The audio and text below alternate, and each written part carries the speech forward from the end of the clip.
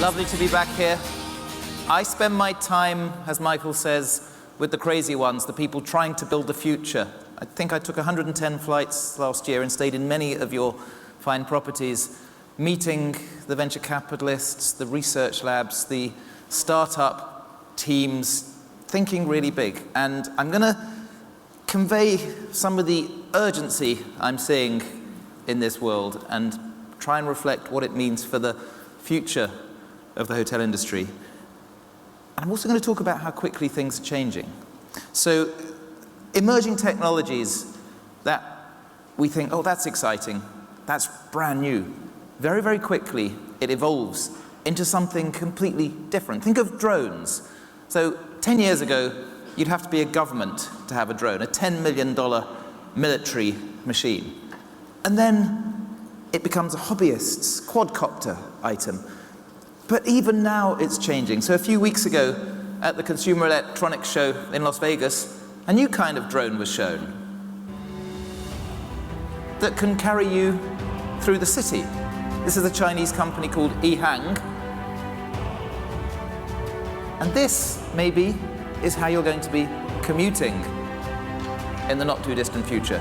We have the application designed for IHIF 184.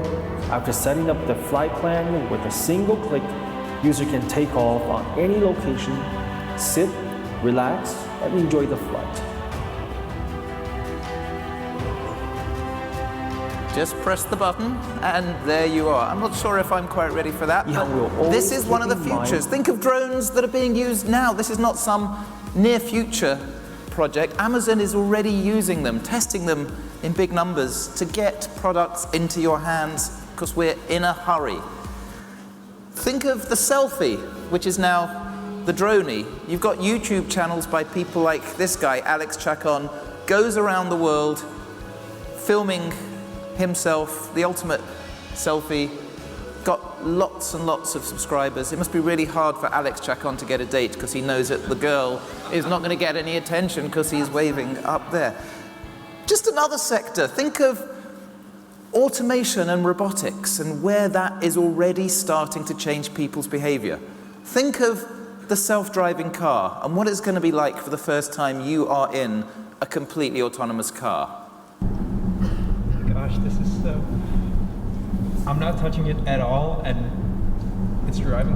Oh, no, there it goes, and it stops. So this is the Tesla that downloaded its software automatically overnight so it could be autonomous. Think of robotics. This is a company that Google bought called Boston Dynamics, originally making military robots, now starting to consumerize, starting to find use cases in warehouses.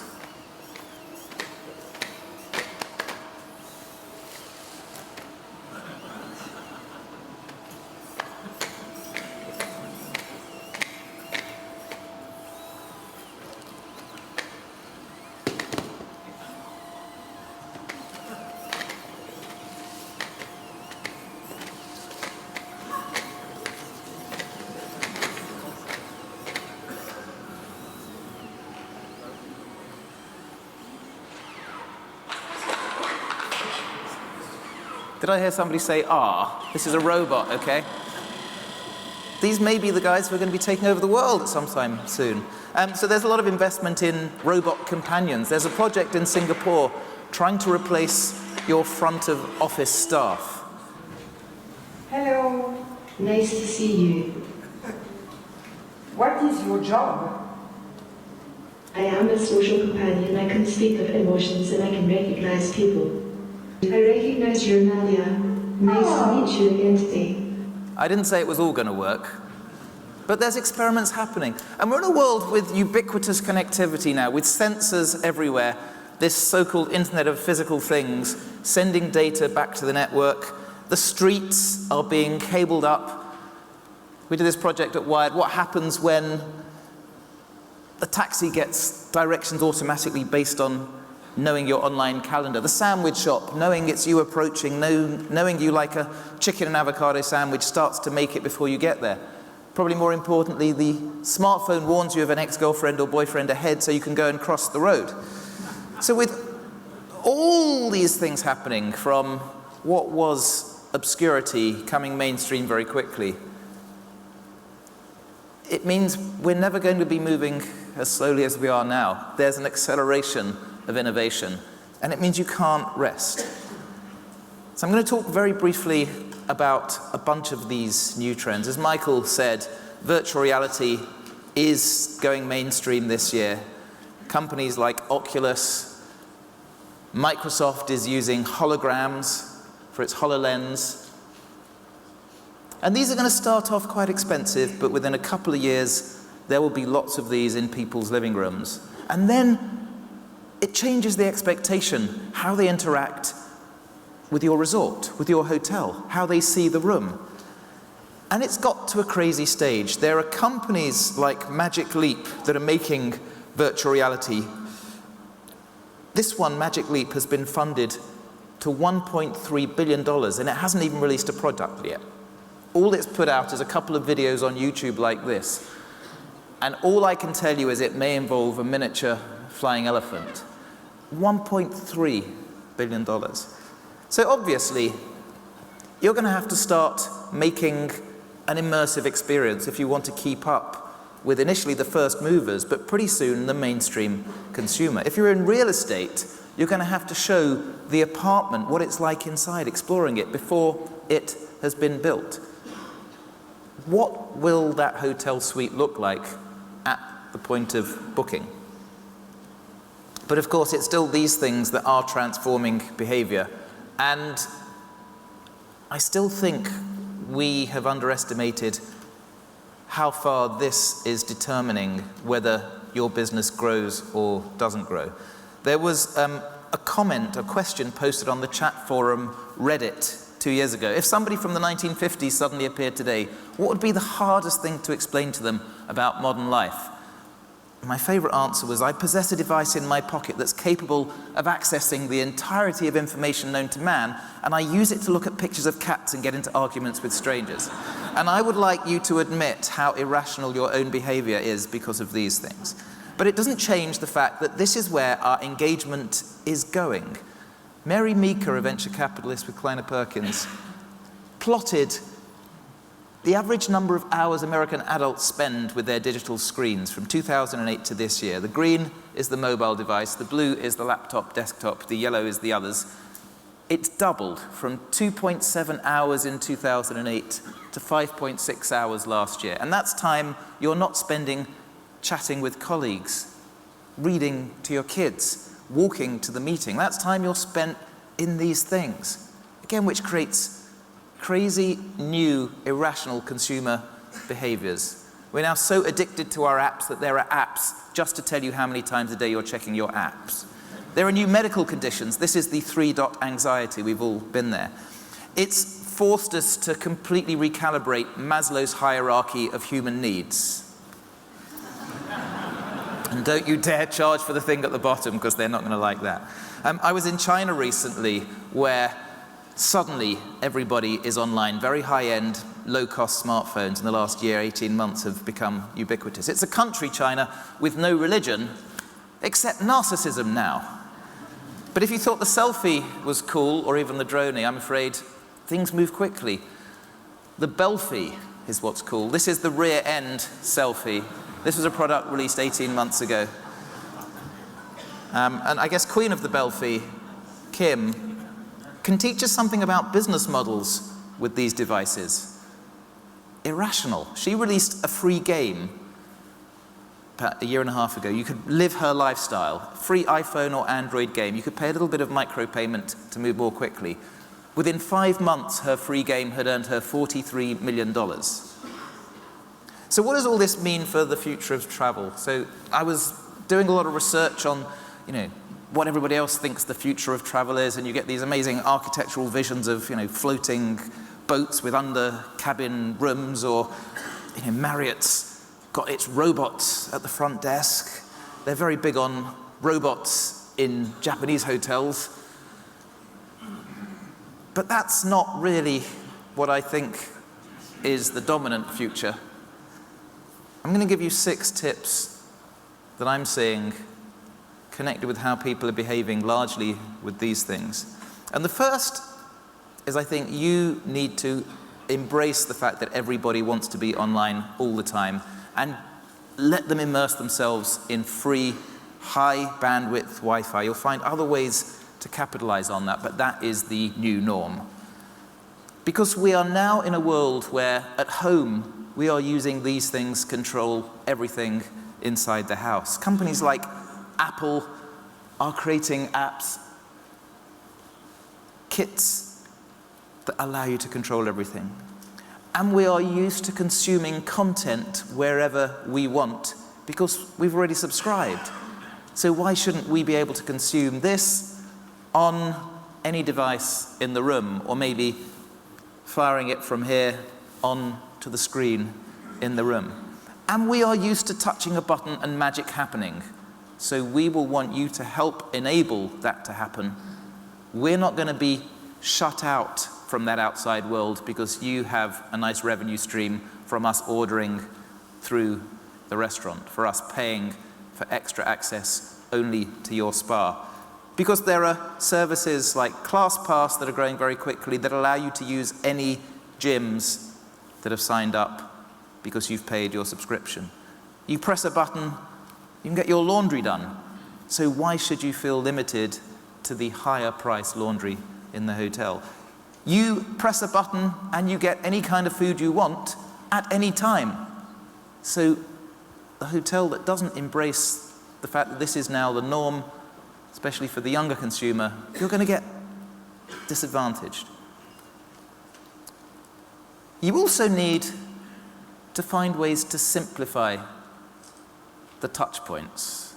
So there's a whole generation now that's never, ever going to do this.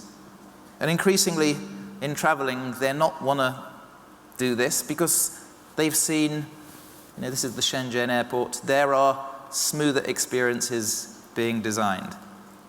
And it makes me think of my experiences standing in line to check in, getting the swipe key, finding it doesn't work, so needing to go back to the reception, standing in line to pay the bill. I just want to touch a button and the magic to happen.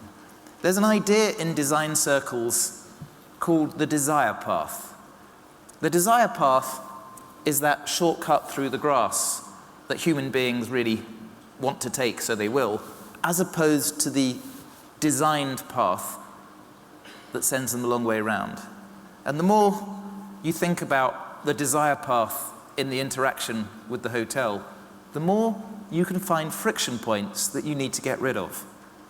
And this is everywhere. I was in Singapore. I went for a run in a private road in Singapore, which is a hard thing because it gets really sweaty. They've got very thick grass because they want to control where you cross the road, because this is Singapore where there are rules for everything. But even in Singapore, there is a desire path when people took the shortcut. And I think we have to remember we're in a world where you touch a screen and things happen without you having to make any effort. So let's say in the commerce world, we're not going to tolerate this anymore because this adds friction. The system should know who I am, where I am, validate me through other reasons. This is convenient for the retailer. It's not convenient for me, so I will go elsewhere. And just think of how a company like Uber designs friction out of the equation. So when you leave the car, you don't even have to touch the screen to pay. It knows that you've moved out of the car. When you sign up, you don't even have to type in your credit card number. You just photograph it. The system does the rest. And I want to give you a sense of how lots of businesses that are making lots of money for us, both in hospitality, but also in commerce generally, are failing to see the consumer's point of view. It's like we all need a chief consumer officer. And I'll give you one example. What buying bread in the supermarket would be like if it were a typical online experience.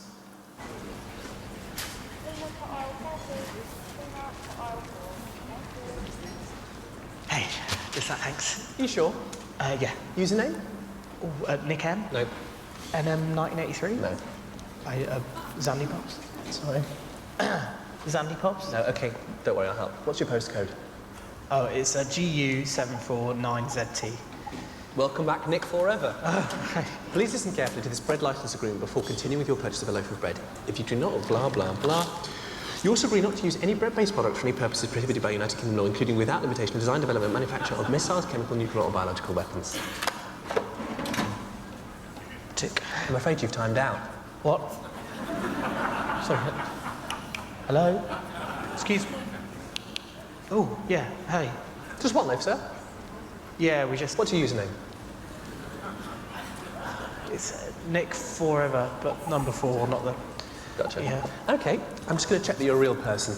Could you say that? I think we've all been there. That's actually a promo for Google Analytics. Another thing you must do is interact where we're interacting. And we are now increasingly interacting on messaging services. In China, everybody's on WeChat and Weixin. And that's one of the reasons that Mark Zuckerberg forced you to download Messenger for your mobile messages, because he wants to create a platform on which companies interact directly with the consumer. Already he's working with retailers. It's a message thread. You don't want to phone up. You don't want to wait for an email. You want to send a message. Companies like KLM are already working with Facebook Messenger. You can book the flight. You get the check-in. You get the gate number. If there's a problem afterwards with your luggage, it happens in that conversation thread. There's even an AI that Facebook's developed to help speed up the process. And we're starting to get startups using messaging to try and interact. Here's one called Scout.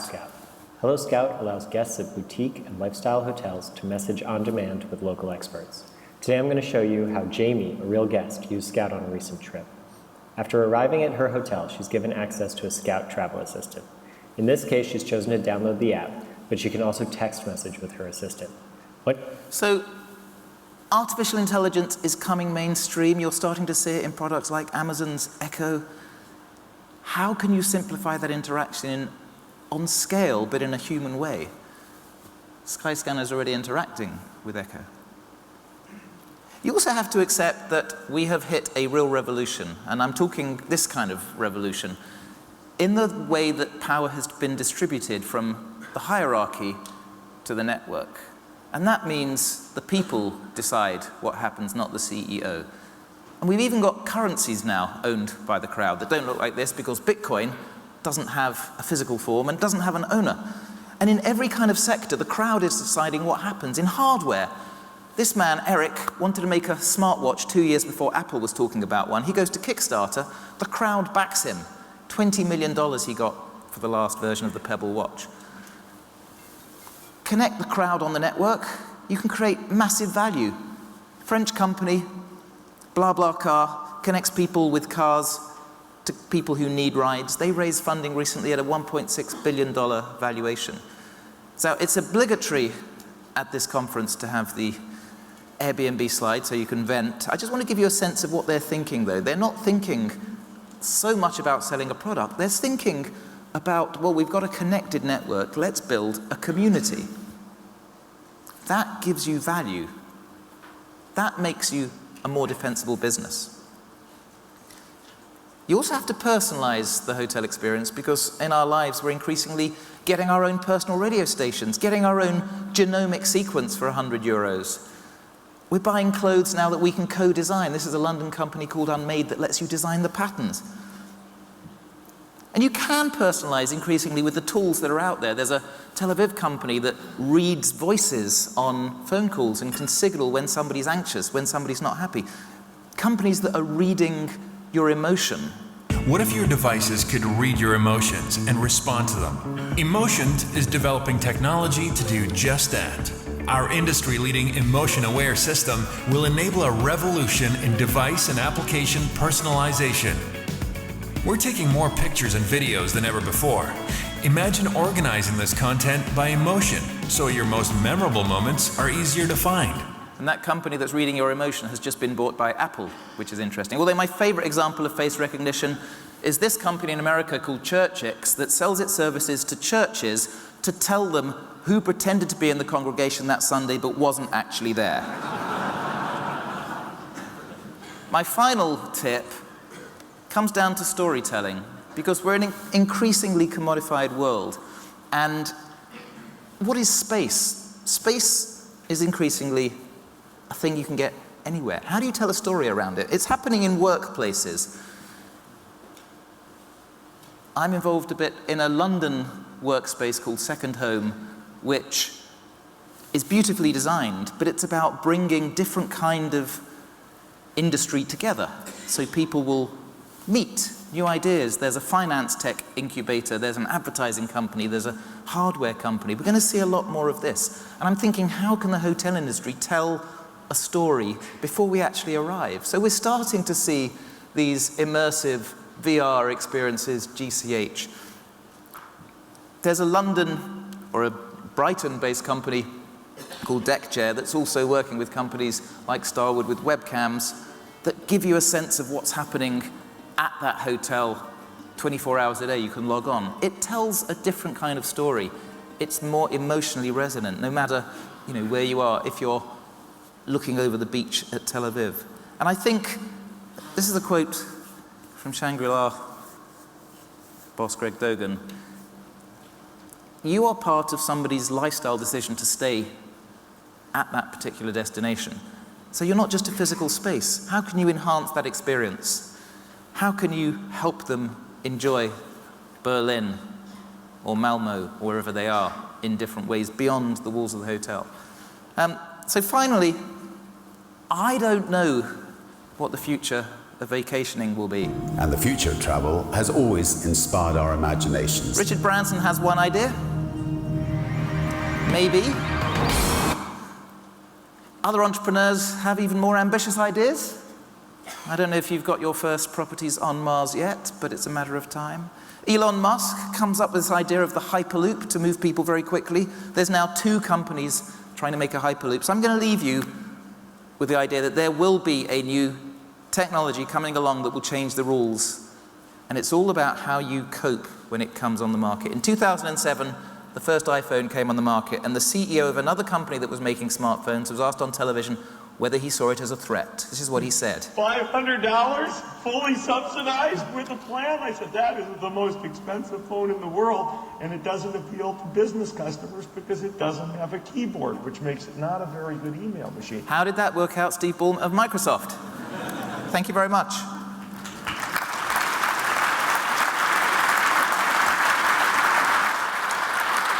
Thank you, David. Some fascinating insights into the new world of technology. Just a few questions for you. You say your family think you live at Heathrow. Terminal 5. Yeah. Terminal 5, you're doing a lot of traveling. Don't you think that all this new technology is going to reduce the demand for travel and hotels? No, because this idea that innovation comes when different mindsets clash and collide. I think there's nothing like meeting people up close, feeling the pulse of a conversation, looking into their eyes. And without technology. You have to be there. Yeah. I mean, the virtual reality experience is going to be great for entertainment. It's going to be great for testing new kind of products. I think the adult entertainment industry is very excited about it. But that's not going to be a substitute for that amazing human interaction. That's another conference, by the way. It follows on, the adult entertainment industry. I read 2016 predictions by Wired magazine, and you featured a whole host of technology improvements, sensor networks, 3D scanners, smart fabrics, artificial technology, self-driving vehicles, smart cities, the rise of the digital wallet, increased networks, better data and beacon technology. What's the most exciting new technology in your mind for 2016? I'm thinking more long-term, but you're seeing early victories in 2016. It's artificial intelligence. There's a London company called DeepMind that's trying to solve general artificial intelligence, like the machine thinking like a human. And that's a big 30-year project. And there's a bit of ethical debate about whether it's a good thing or not.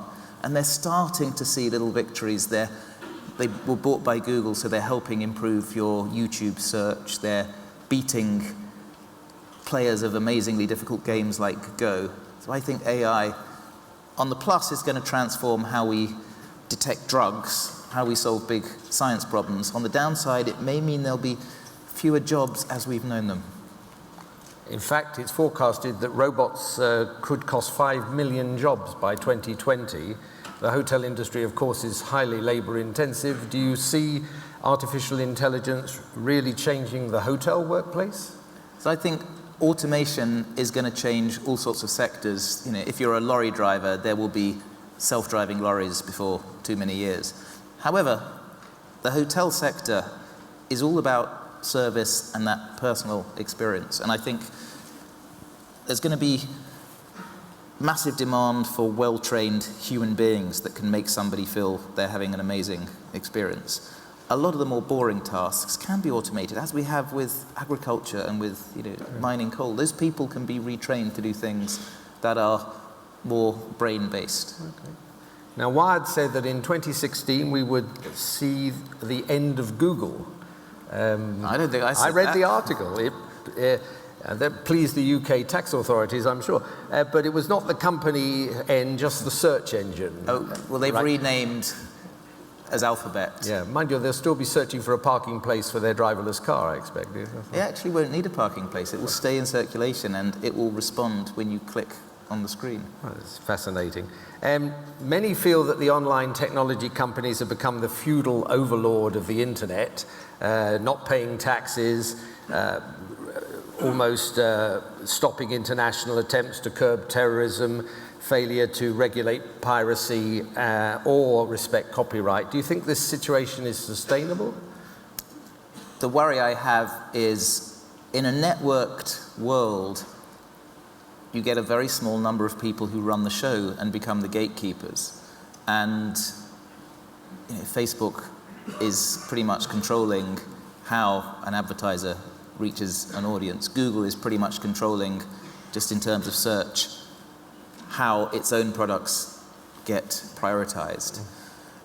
I suspect at some stage soon there's going to be an increasing political debate, as there was in the 1920s about the steel companies, and whether we need to have antitrust legislation to protect the rest of the economy. Right. Now, David's going to stay on stage whilst we actually talk about hotel technology in particular. We've got a great guy who submitted himself last year to the line of questioning on technology and hotels. And again this year, Vivek Badrinath, who's the Chief Executive Officer of Accor and responsible for digital technology within Accor, is going to join us to talk through technology in hotels. So David is staying with us, and Vivek, welcome on stage. In the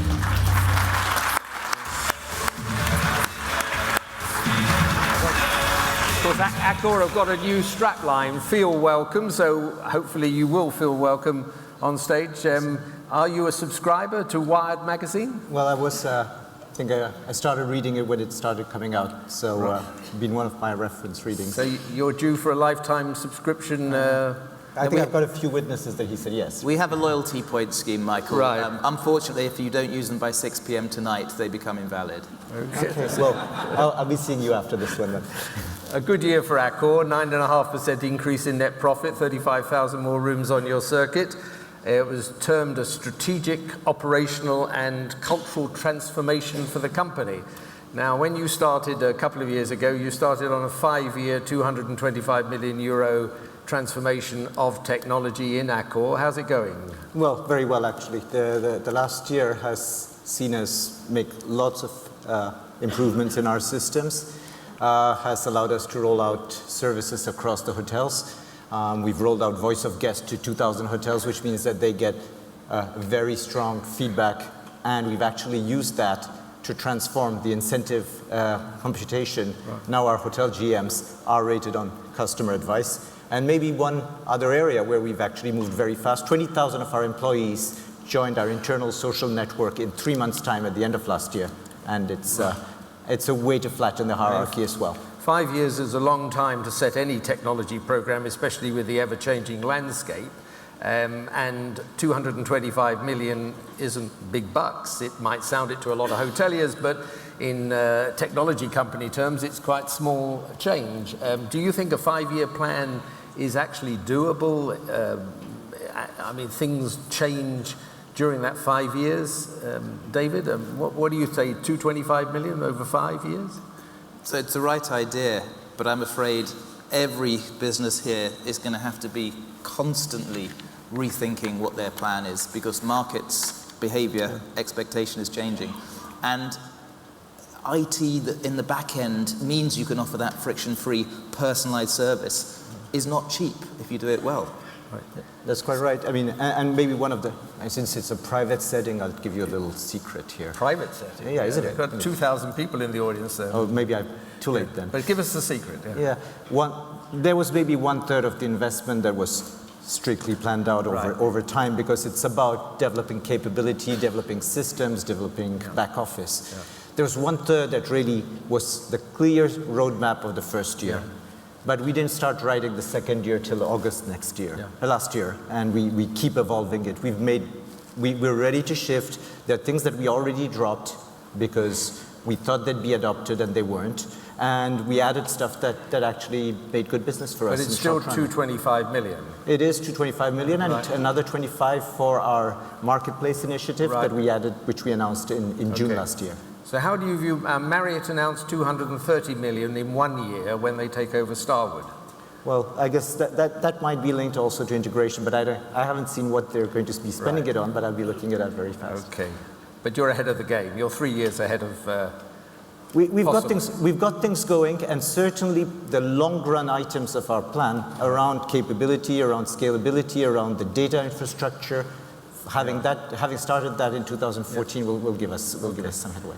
Now, right in the middle of your plan, you've now taken on a much bigger commitment. You've bought FRHI, Fairmont, Swiss Hotels, and Raffles. That's another 120 hotels, some 43,000 rooms.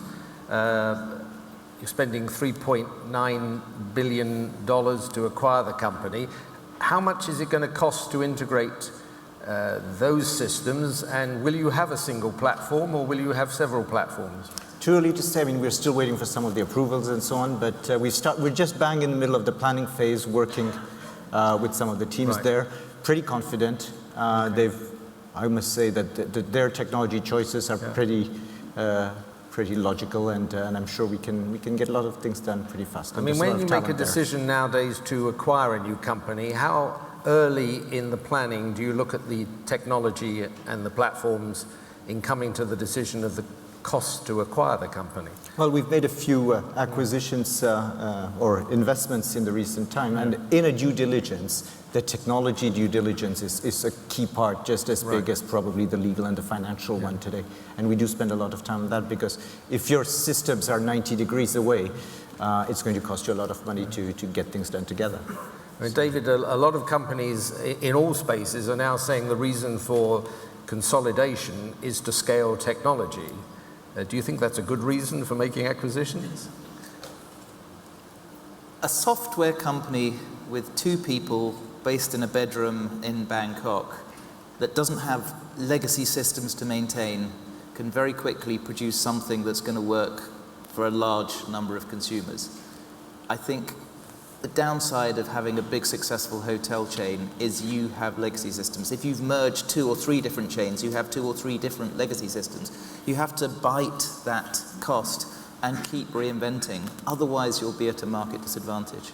Okay. And at the same time, a software industry is a fixed cost industry, so having more hotels using it does make sense in the long run as well. Now, Accor is rather different from many. You've actually gone out and bought some technology companies. You bought an app maker with Polo. You've also bought a digital services company, Fast Booking. Is this now part of a trend? Will you be looking to buy more technology companies? I think the thinking is very simple. If it can save us time, code that's been written doesn't need to be done again, right? I mean, there are more useful things to be done with your time. With Polo gave us a very powerful parsing engine that helps us to find out what is the travel, what are the bookings and where do they come from. And it saved us probably 18 months compared to doing it ourselves. Again, whereas it's been done. Fast Booking gave us a platform that was able to address and commercially dialogue with hotel owners so that we could offer them our marketplace product in particular. So it was a way for us to open to a new market that we didn't have as one of those that we addressed. And again, another unique thing from an Accor perspective is you're offering these services to other hotel operators and brands. trying to bring in a bigger universe. Yes, and independent hotels, of course, which are 70% of the industry overall. Yeah. So yes, once again, it's a software industry, it's fixed costs, so spreading it out makes sense economically if you do it right. So we opened up the accorhotel.com reservation systems to a marketplace service, which is offered to independent hotels. We've been rolling it out since last summer, and it's moving well. Yeah, your target there is 10,000 hotels? Yeah, and we're moving ahead. Right. 650 signed so far, and about 120 online as we build up the overall That's capability. quite exciting. Have you got a view, David, about in-house or outsourcing on technology? Accor's doing more and more in-house. Do you think that's a wise move, or should you have the pick of the bunch on the outsourcing? Yeah. If you can recruit high quality talent and have them motivated to stay with you rather than go and create their own business, go and work for Google, then great. I think a lot of the challenges are how do you get those amazing people? And if you have a second grade team, maybe better to outsource. Right. No, it's true that they're part of the things that we do that we have outsourced because they're the maintenance of our legacies and so on. But it allows us to focus all our talents, and we've hired 100-odd people in these capabilities over the last 12 months to focus them on what matters for the customer, which is the user experience, which is the app, which is the content of the app, and so on. Okay. Now, Sebastian Bazin, your chief executive, said he regretted not investing in Airbnb at the very beginning. Instead, he's recently made 2 investments in the home rental sector, a 30% stake in Oasis and a 49% stake in Squarebreak. What's the thinking behind this, and what effect are the 30,000, well actually I think it's 32,000 Airbnb rooms having in Paris on your market? Well, the Airbnb offering is having an impact in a number of cities, and it's shifting. It's not the same when everybody's on holiday in the month of August, as you well know, in France, and they put their rooms on Airbnb just in case, and during the year, but it has an impact. What we've looked at was not, it's not about one-upmanship to Airbnb. It's really about looking at companies that address requirements of our customers. Our customers sometimes look for long stay, and for very long stay, the hotel offering may or may not be their first choice. Oasis Collections, based in Miami, has developed this offering of longer stay apartments with a home base and with some service. Squarebreak addresses the market of vacation rentals and servicing vacation rentals so that it's convenient, so that you can get your keys delivered, so that the hospitality part of it is handled. So with these 2 companies, we've seen, in both cases, clarity of intent around hospitality, around service, around providing a hotelier type of experience to customers, and we feel bringing our hotelier culture with these offerings actually makes sense. So it was more about doing something more as a hotelier than simply looking at Airbnb. Okay, we see Accor spreading in all different directions, and a very exciting strategy too. David, I expect you're an enthusiast of the sharing economy. It's part of the technological changes we're seeing, is it not? The sharing economy is one of these words that's used very fluidly. I mean, I don't think Uber is necessarily sharing economy if price is controlled centrally. I think companies like BlaBlaCar and Airbnb are adding overall value to the network because they are responding to genuine needs and providing competition and making hotels better. There's still going to be massive demand for hotels, but if they are forced to keep iterating the product because people now have more of a choice, just as taxis now have to realize that they're not the only cars on the block, doesn't that benefit the economy? I'm sure it does, and there are very mixed views, I expect, in this audience with regards to Airbnb. I don't know if you'd like a show of hands of those of you who've come round to accepting that Airbnb is now part of the tapestry of the lodging industry. Who agrees? Well, there we are. And disagrees? Or who would like to see them exit? Yes, aha. Now, Le Club Accor Hotels, 18 million members. How important is the loyalty program to Accor and to an audience which is increasingly more influenced by social media? No, it is very important, and it's enjoyed a good growth. It's weighing more and more as part of our revenue mix because customers do enjoy recognition. The app helps a lot because being logged on the app, being a member of the club gives you offers. It's creating value for us on a day-to-day basis. We did put a lot of effort into revamping and strengthening the club. It won 2 Freddie Awards last year, and I think we're on a good dynamic there. David, I mean, millennials, though, don't seem to be as influenced by that type of loyalty program as by recommendation on social media. And by a story. Yeah. So, I mean, are you a member of loyalty clubs? Do you collect British Airways air miles? Very, very small numbers when I know I'm going to use their services regularly. I haven't seen the value in any hotel loyalty scheme that I get from a company like British Airways. Right. I'll swap that conversation. Okay, you'll have to join. You'll have to join Accor's loyalty club, I think. I think I may be on it, but I don't know if I'm active. Yeah. We're going to talk later in much more detail about cybercrime. Has Accor actually been affected by a cyber attack? Well, that's normally the kind of stuff you try to avoid saying, because it's called famous last words, right? Famous last words. Yeah, so far so good. Looking for wood somewhere. It's a tough world out there. Yeah. There are lots of cyber attacks. We've put in place a lot of processes, both on credit cards, on private data. But yeah, 3,700 hotels across the world with their own IT systems and lots of people. It's a full-time job, and we have lots of talented people watching that every day. And got to be very humble in this matter because there are lots of smart people trying to get in. Right. And so far, so they're trying to get into your hotels too. Trying to get into our hotels, trying to get into our hotel systems and our customers' phones, I guess. Yeah. Do you think the industry generally is doing enough to combat cybercrime, David? John Chambers at Cisco said at Davos last year, you've either been hacked or you don't yet know you've been hacked. Yeah.